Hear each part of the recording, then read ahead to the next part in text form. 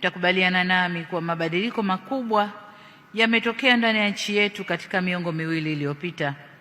Ndani ya nchi yetu tumeshuhudia mageuzi makubwa ya kiuchumi yaliyotoa nchi yetu kutoka kundi la nchi maskini na kuhamia nchi za uchumi wa kati, ngazi ya chini.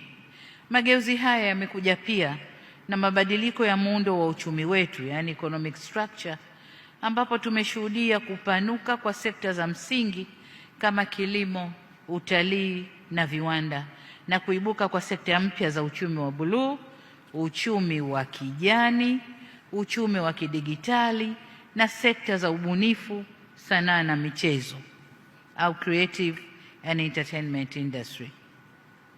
Mabadiliko haya ya ndani yamelazimu kupanuka kwa mahusiano na mashirikiano kati yetu na nchi nyingine na yale ya mashirika ya kimataifa. Mahitaji ya uwekezaji yameongezeka, hali kadhalika mahitaji ya masoko ya bidhaa zetu huko nje.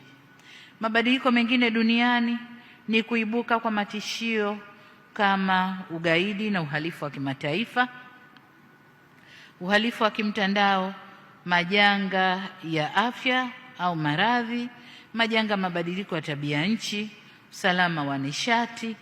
Mageuzi hayo yote yanahitaji mbinu na mikakati na maarifa mapya ya kukabiliana nayo.